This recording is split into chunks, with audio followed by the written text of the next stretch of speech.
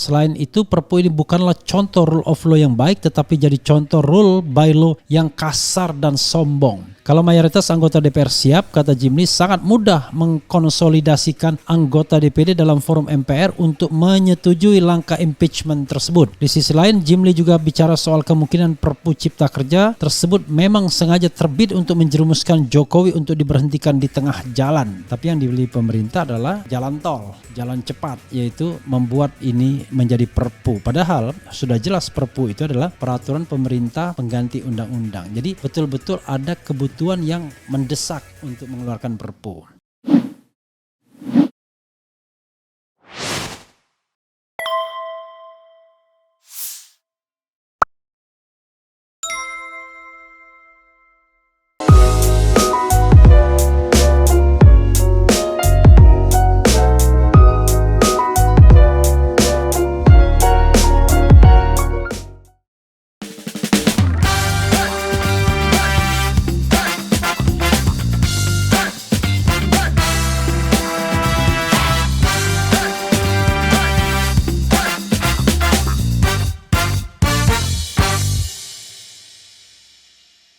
Assalamualaikum warahmatullahi wabarakatuh, Sobat RH sekalian. Jumpa lagi kita di channel yang keren ini. Keren cadas ya sobat semuanya. Ini pernyataan sangat keras dari Profesor Jimli As-Sidiki, mantan Ketua Mahkamah Konstitusi atau Ketua Mahkamah Konstitusi periode 2003-2008 perihal penerbitan peraturan pemerintah pengganti undang-undang Ciptaker ya, Cipta Kerja. Jadi Perpu Cipta Kerja terbit, ex Ketua MK dicari alasan pembenaran oleh sarjana tukang stempel. Tapi judul kita jauh lebih keras. Tanggapi Perpu Ciptaker, Jimli kasar sombong bisa mengarah ke impeachment Jokowi. Jokowi ya. Kenapa begitu? Coba kita bacakan. Ya, kita bacakan. Karena sepanjang pengetahuan saya atau sependek pengetahuan saya, tidak ada sarjana hukum yang mengatakan Perpu ini benar setelah adanya putusan Mahkamah Konstitusi, kecuali tentu orang pemerintah sendiri dan sarjana-sarjana yang mungkin dibayar oleh kekuasaan untuk mengendorse ini ya. Tempo.co Jakarta, Ketua MK pertama periode 2003-2006, tepatnya 2003-2008 ya. Jimli As-Sidiki mengkritik tindakan Presiden Joko Widodo atau Jokowi yang menerbitkan Perpu Cipta Kerja. Jimli pun menyinggung soal impeachment alias pemakzulan Jokowi akibat lahirnya Perpu ini. Anggota Dewan Perwakilan Daerah dari DKI Jakarta ini mengingatkan bahwa pembentuk undang-undang berdasarkan Undang-Undang Dasar 1945 adalah DPR, bukanlah presiden seperti era sebelum reformasi. Apalagi sudah ada putusan MK yang memerintahkan perbaikan undang-undang. Bukan dengan Perpu tetapi dengan undang-undang dan dengan proses pembentukan yang diperbaiki sesuai putusan MK, kata Jimli dalam keterangan tertulis Rabu 4 Januari 2022. Perpu ini jelas melanggar prinsip negara hukum yang dicari-carikan alasan pembenaran oleh sarjana tukang stempel. Sebelumnya pada 25 November 2021, MK memutuskan Undang-Undang Nomor 11 Tahun 2020 tentang Cipta Kerja atau Undang-Undang Cipta Kerja cacat secara formil.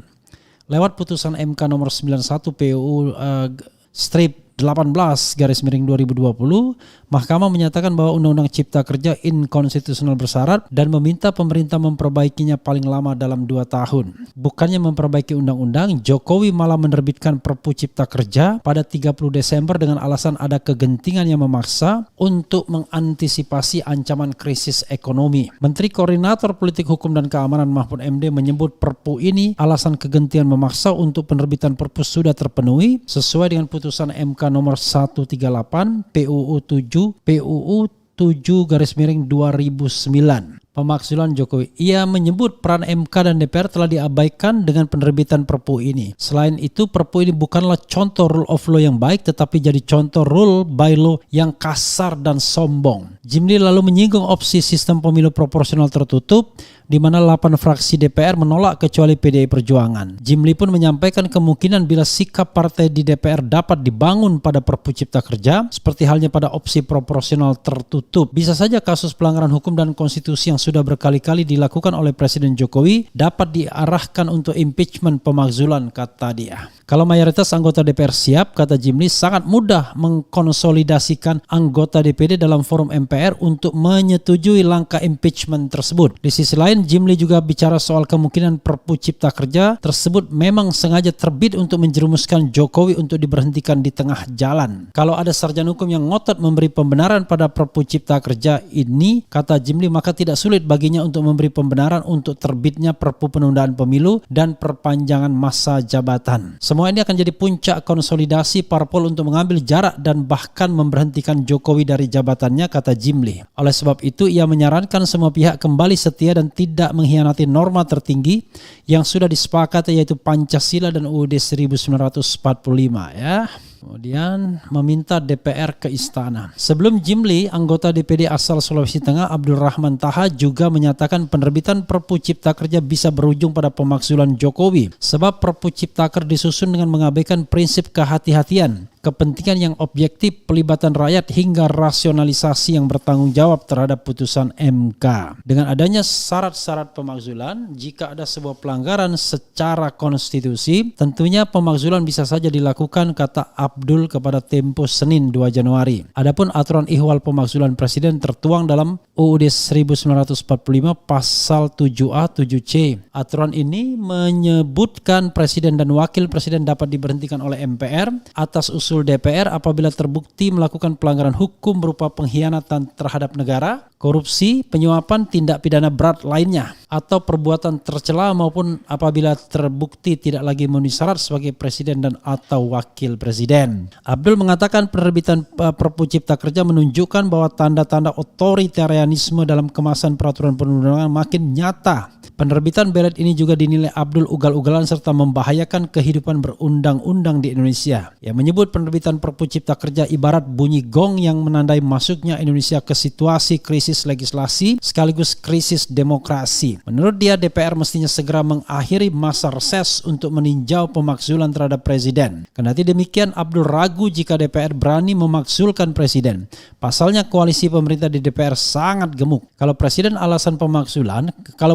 alasan pemakzulan bisa saja ada pelanggaran terhadap roda pemerintahan dalam hal menjalankan fungsi dan kewenangannya. Jika tidak sesuai, bisa saja DPR memakzulkan. Tapi apakah berani? Koalisi saat ini sangat besar, ujarnya. Di sisi lain, kewenangan DPD disebut Abdul tetap sengaja dimandulkan. Jika DPD punya kewenangan lebih, maka Abdul bakal menginisiasi pemakzulan presiden. Ini katanya kemarin ya. Dali Mahfud, Menteri Koordinator Politik Hukum dan Keamanan Mahfud MD senang dengan banyaknya kritik terhadap Perpu Cipta Kerja.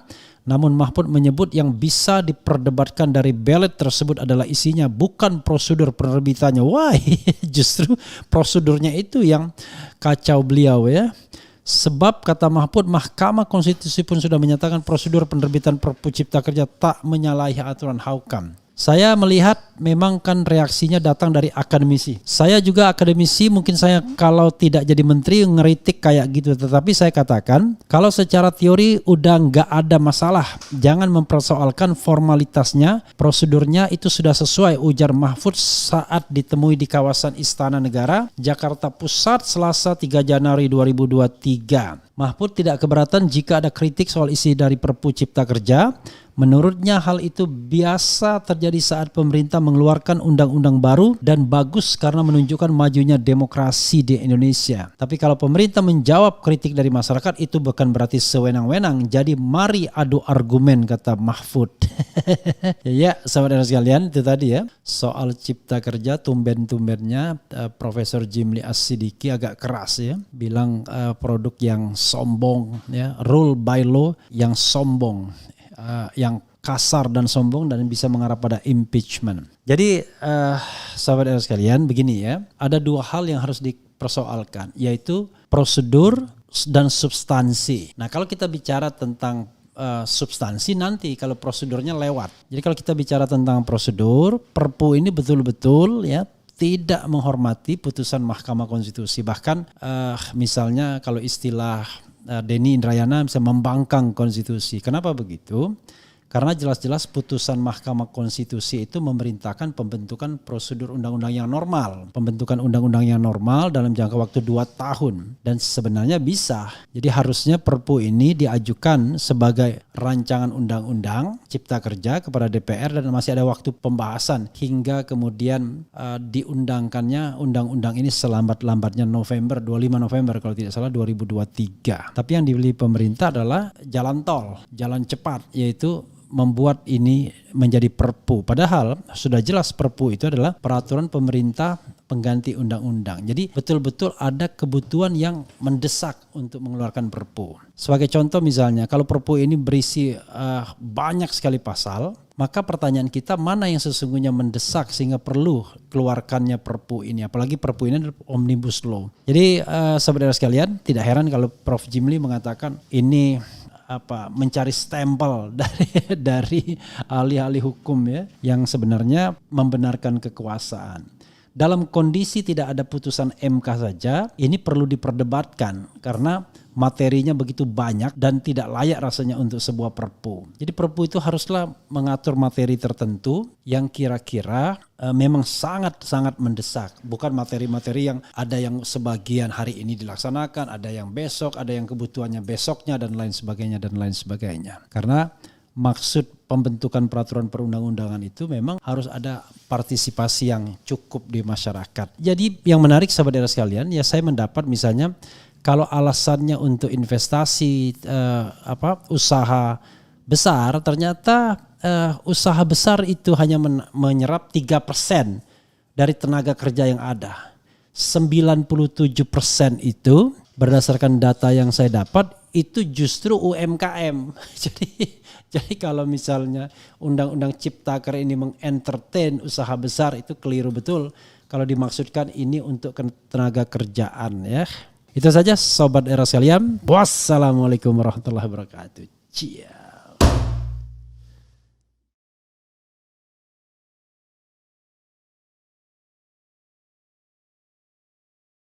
Assalamualaikum warahmatullahi wabarakatuh. Sobat era sekalian. Jumpa lagi kita di channel yang keren ini. Keren cadas ya.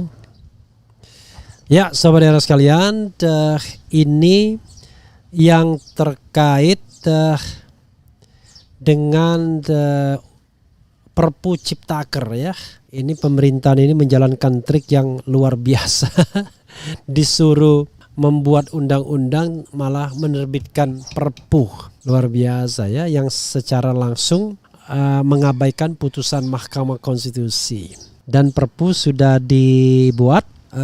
Menko Polhukam yang ahli hukum tata negara mengatakan Perpu sudah menggantikan atau membatalkan putusan Mahkamah Konstitusi atau sudah membatalkan undang-undang yang dinyatakan inkonstitusional bersyarat oleh Mahkamah Konstitusi. Jadi sah lah. Jadi tidak perlu lagi dilaksanakan putusan Mahkamah Konstitusi untuk membahas undang-undang Ciptaker dalam format yang lebih konstitusional ya.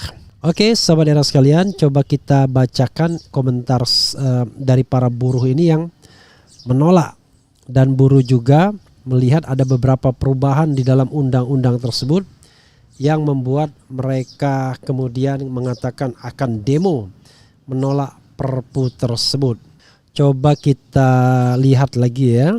Ada beberapa ketentuan yang diubah di dalam undang-undang ketenaga kerjaan sebelumnya yang tentu saja dianggap merugikan para buruh atau tenaga kerja. Kita lihat ya. Ini buruh tolak Perpu Ciptaker. Buruh tolak Perpu Ciptaker, Jokowi ancam aksi akbar dan judicial review.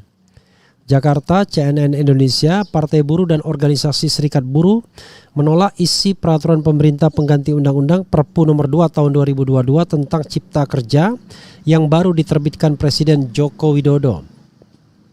Setelah mempelajari, membaca, menelaah dan mengkaji salinan Perpu nomor 2 tahun 2022 yang beredar di media sosial dan kami sudah menyandingkan dengan Undang-Undang Cipta Kerja serta Undang-Undang nomor 13 tahun 2003, maka sikap kami menolak, kata Presiden Partai Buruh Said Iqbal dalam keterangannya.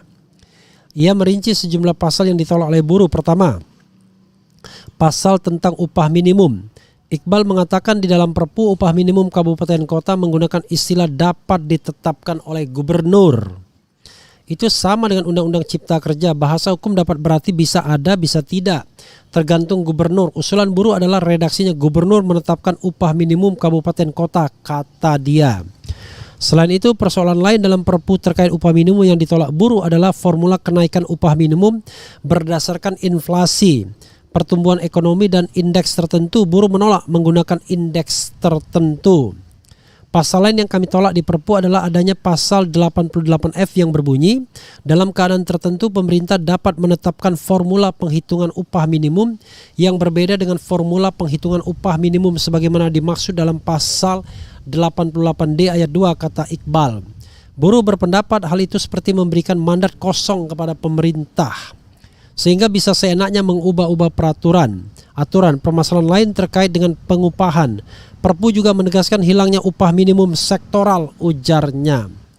Pasal lain yang ditolak buruh terkait outsourcing atau alih daya. Buruh meminta sekurang-kurangnya outsourcing harus kembali ke Undang-Undang Nomor 13 2003 dengan ada batasan yang jelas. Hal lain yang menjadi sorotan terkait pesangon. Dalam Perpu tidak ada perubahan. Buruh meminta kembali pada Undang-Undang Nomor 13 tahun 2003. Lalu tentang PKWT, perjanjian kerja waktu tertentu ya, yang di Undang-Undang Cipta Kerja tidak dibatasi periode kontraknya. Iqbal mengatakan di dalam Perpu tidak ada perubahan terkait hal tersebut.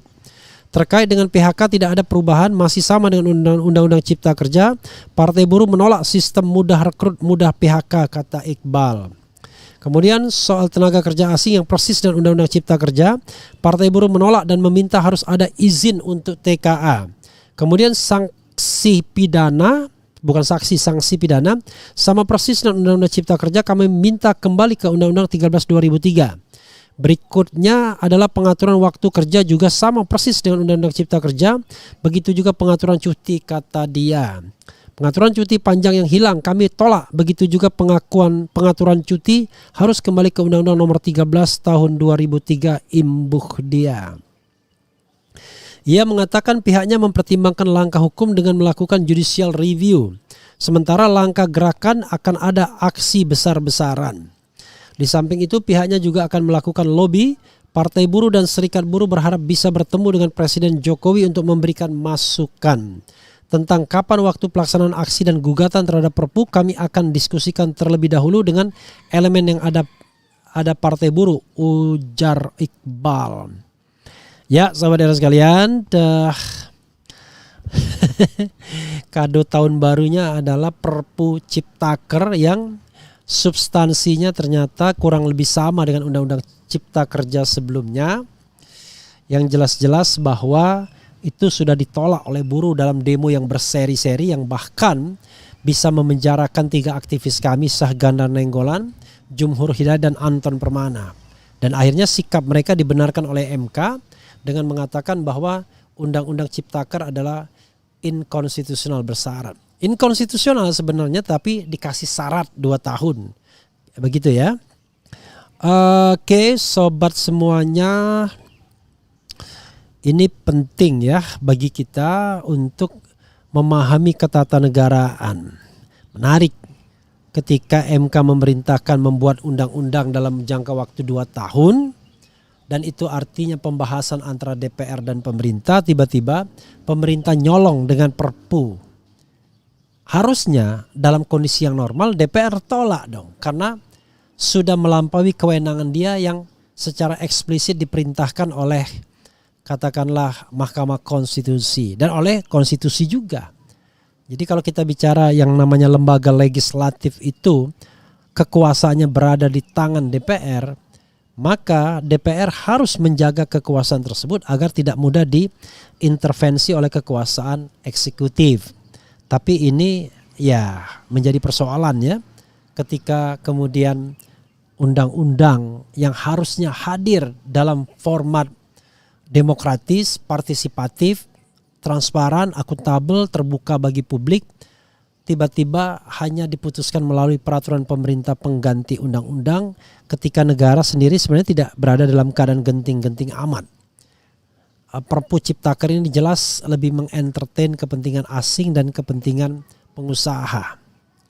dan justru banyak ditolak oleh buruh itu sendiri. Ya, sahabat era sekalian, itu yang harus kita pahami. Jadi undang-undang yang seperti itu tentu undang-undang yang buruk. Karena sekali lagi negara ini bukan untuk para konglomerat, para oligarki dan orang-orang asing yang ingin berleha-leha di sini atau mengeruk kekayaan di sini. Tapi negara ini harus untuk rakyat Indonesia yang sebagian besar masih berada atau paling tidak mereka yang hidupnya sangat tidak layak, sementara segelintir orang menguasai aset dan omset negara ini. Seperti yang saya katakan berkali-kali, PDB dikuasai 5 keluarga sebanyak 40%, dan ini ketimpangan yang luar biasa dan terjadi sejak era Orde Baru hingga sekarang tidak ada perbaikan yang signifikan. Kita lihat bagaimana nanti reaksi selanjutnya terhadap Perpu Ciptaker ini. Kita tunggu reaksi DPR bagaimana. Apakah DPR akan menolak atau menerima? Kalau menerima, bagaimana kemudian MK nanti? Apakah mau menegakkan putusan sebelumnya atau membebek saja atau membeu saja dari kebijakan atau polisi pemerintah karena takut dipecat seperti Aswanto misalnya? Kita lihat. Itu saja sobat era sekalian. Wassalamualaikum warahmatullahi wabarakatuh. Keren cadas.